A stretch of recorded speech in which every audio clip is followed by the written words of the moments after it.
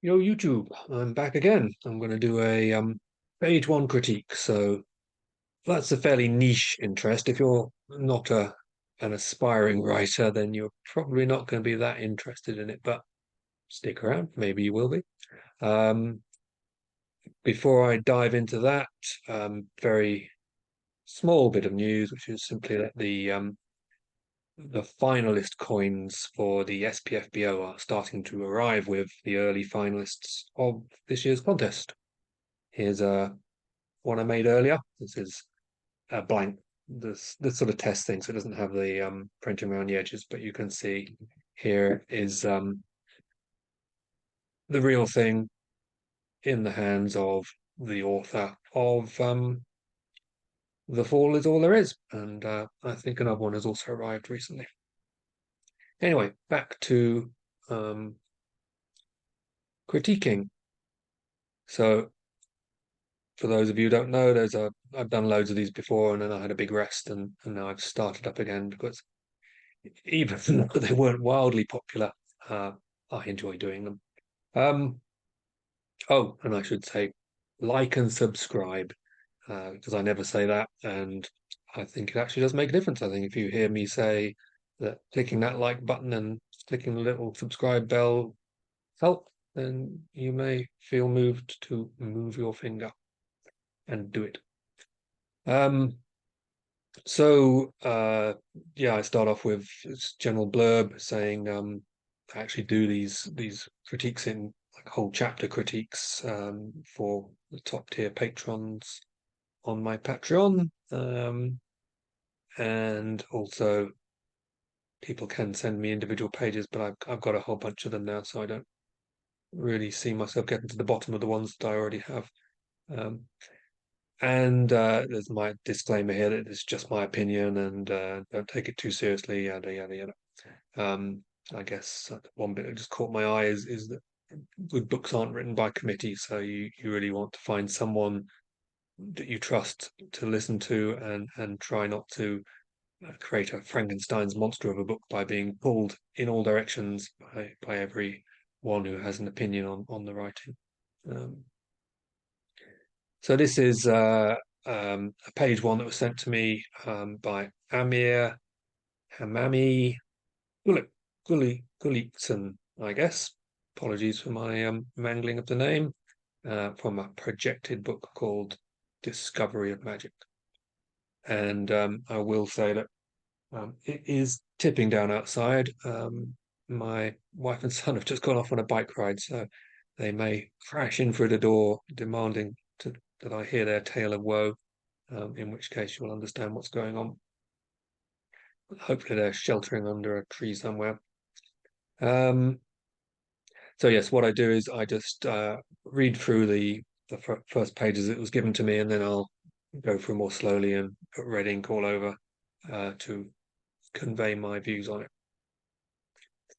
Okay, and I always apologize for my poor reading. A lot of authors will jump at opportunities to read their own work to an audience. I am not one of those. I feel I would do it a disservice. And I'm doing this one a disservice by reading it, but in a good cause. So let's do one final check and see that we have everything set up correctly. We only have one chance at this, Law Seeker says, while addressing his camera sitting on his desk next to his three monitors. The first monitor shows photocopies of 2 pages from an old book. The second monitor shows the view from cameras in use so that Law Seeker know what his readers see and can adjust any mistakes or bad angles. The final monitor show the active chat of his viewers, just sort of 1,000 viewers today, he notices as he glances at the chat. Not his best numbers, but far beyond what he usually got when live streaming games. It seems people really are desperate to escape reality, grasping at any slim chance of hope for a better world.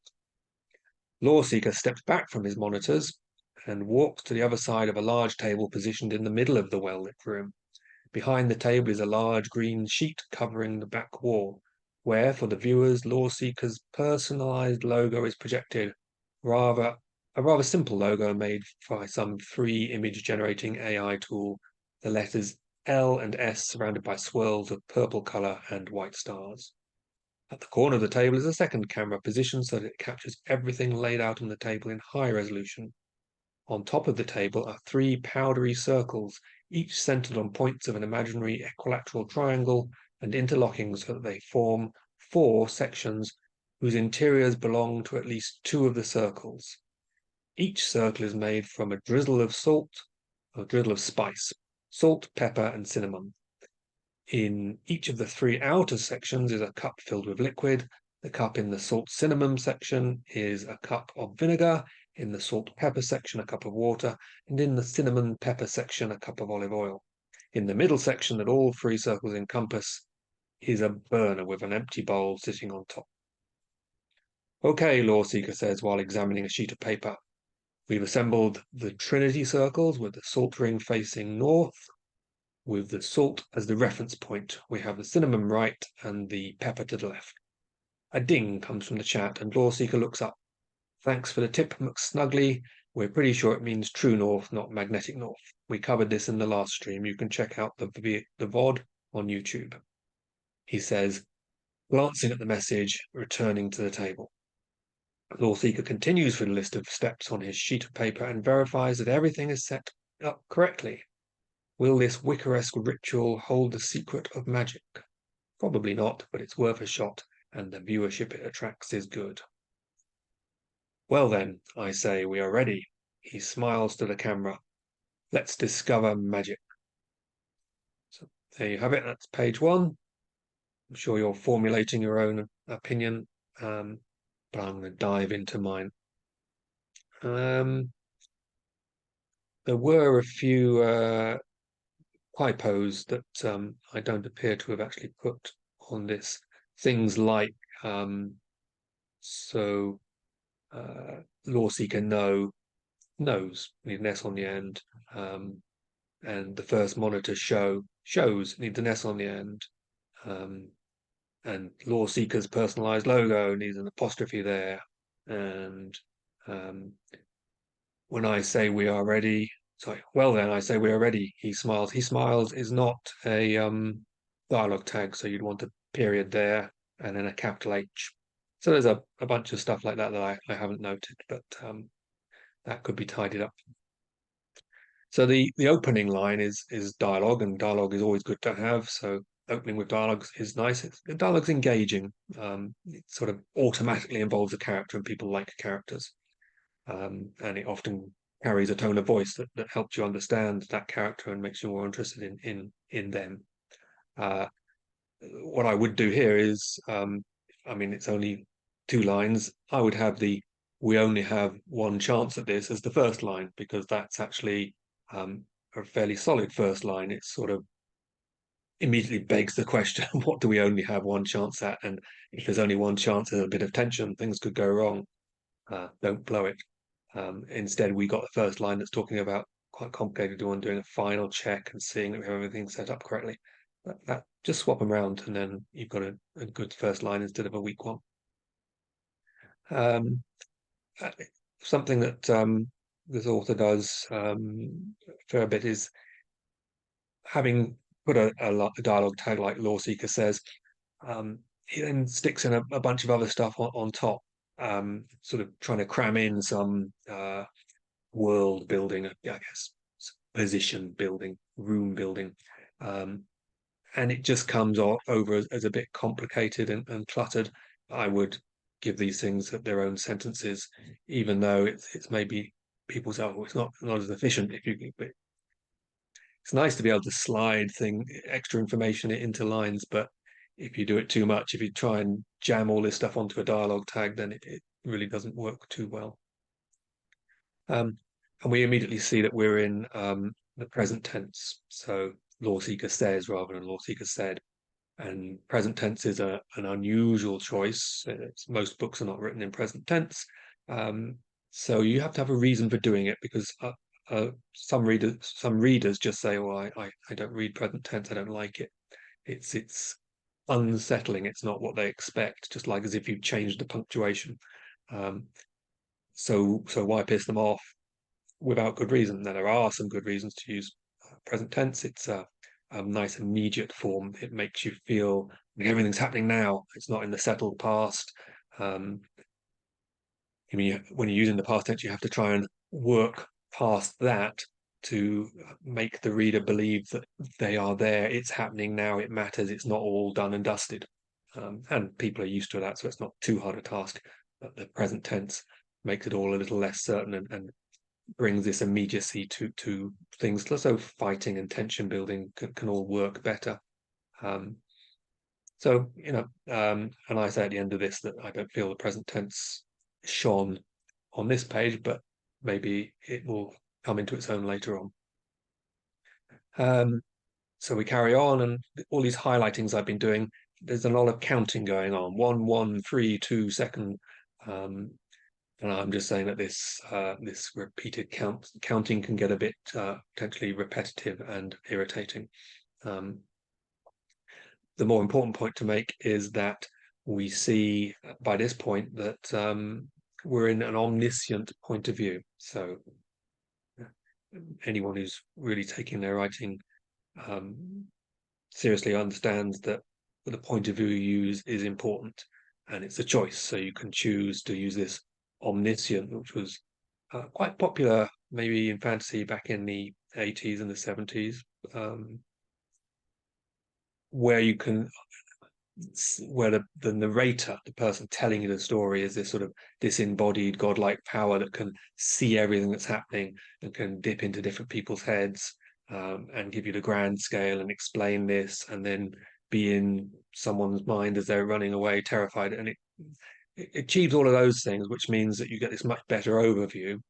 But these days, most fantasy writers will use a tight point of view. They'll be in the head of one character and they won't leave that character until they change POV, maybe in another chapter. So some books are entirely in one POV. A lot of mine are. Some books will, like my latest, will bounce between two points of view, and George Martin has like 7 or 8, but he has a whole chapter for each one of those. The cyclists are arriving, so I'm just going to close the door. Yeah, I'm making a YouTube video.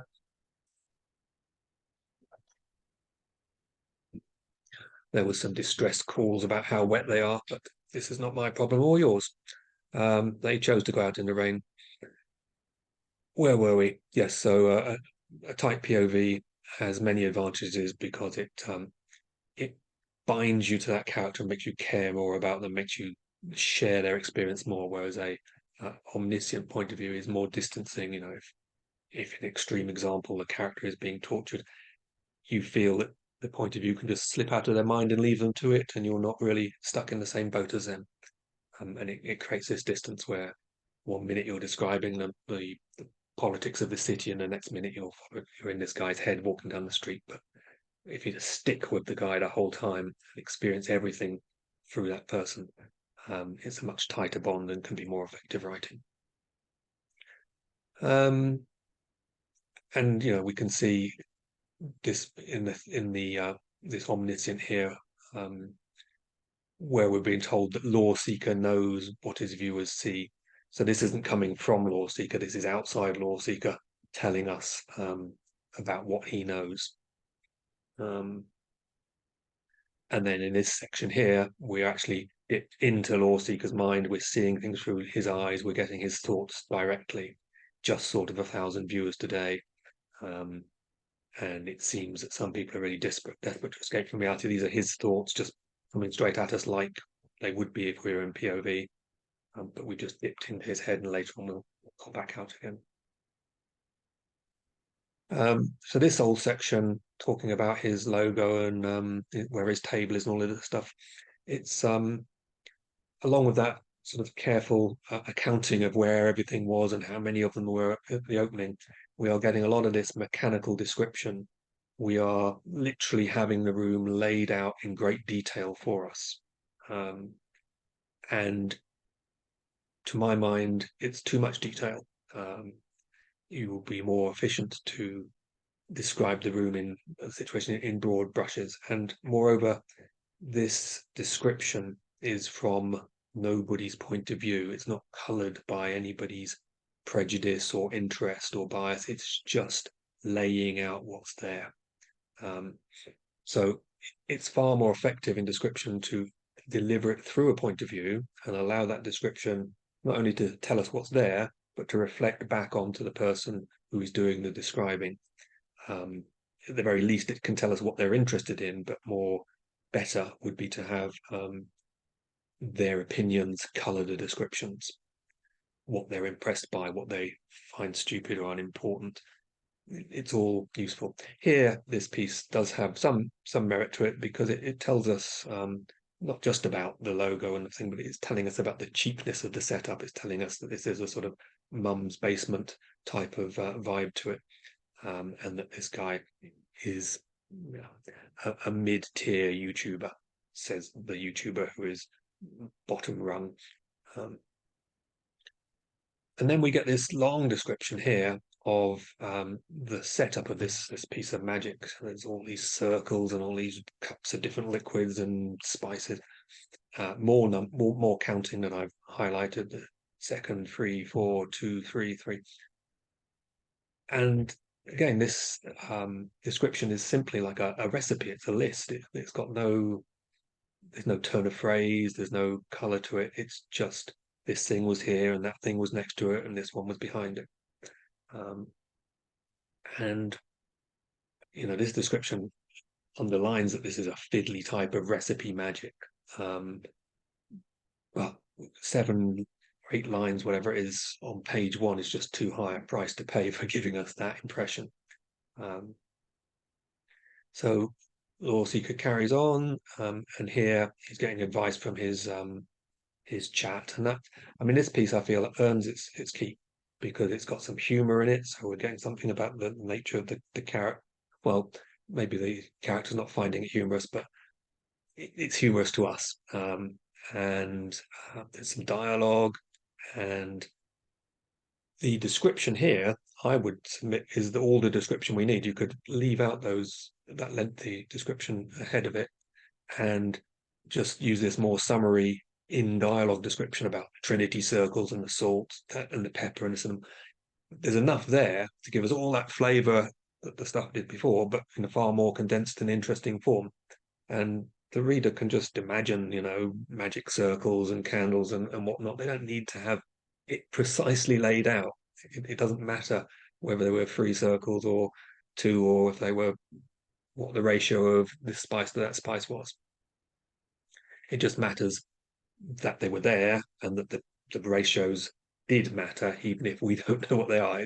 It's getting over this idea of the precision and the fiddliness of it, which can be done as it is in this paragraph quite efficiently. And now this is good again. It's got we're capturing some of that fiddliness. He's going through a list of steps on his sheet of paper. So the fact that there are a list of steps is given to us nicely here. We didn't need to see all of those steps. And it tells us about the character. It tells us that he's kind of faking it, that even if it doesn't work, we'll find he's getting the viewers. But it's telling us that he's not a complete faker in the sense that he's not taking them for a ride. He hopes it's true. He admits to himself there's some chance that this will work, even if it's only a very small chance. And then we finish off with this. Let's discover magic, which is it's a nice way to end the page. It makes it feel a bit like a piece of flash fiction, but it's good. It will encourage us to turn the page. So there's a number of things to recommend this piece of writing. It's an amusing situation with some potential, and there's some liveliness to it. The present tense and the omniscient point of view don't do it any favors, but potentially they will pay off later on if they're used in an effective manner. Not everything has to pay off on page 1. And I think my main concerns here is really just the excess of this mechanical description, which take up a lot of the page and not really delivering anything that wasn't delivered in those later sections that I pointed to. And it makes it very sort of dry accounting of where everything is, and it gives me the impression, and readers in general, that if we carry on through this book, there's going to be a lot more of this stuff. If he's prepared to spend the time on page 1 to tell me all the details of these magic circles, what's going to happen in page 27 or chapter 15? I feel like I'm promised reams more detail on where the chairs are and what color the wallpaper is. And I want to be focused on the story. So, start as you mean to go on, I would cut a lot of that. And then the space that I would save by cutting off that description could be used far more effectively. One thing that we like to see on page 1 is we like to be left with questions that need answering. And another thing we like is we like there to be some tension, and that's often in the form of threat of some sort. Both of those things engage the reader and make them want to turn the page. The only question we have here really is, will the magic work? What's it going to do? Those are decent questions, but basically we know the magic is going to work. I'd be very, very surprised if it doesn't, because that's the point of the thing. It might not work in this instant, but it's going to work somewhere down the line.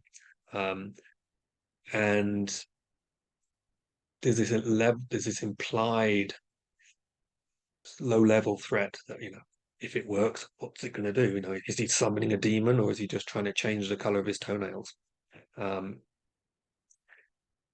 I feel that all of that description space could have been used to make him speculate, make the point of view character speculate about what's going to happen. Because if he starts speculating about it, that interests us.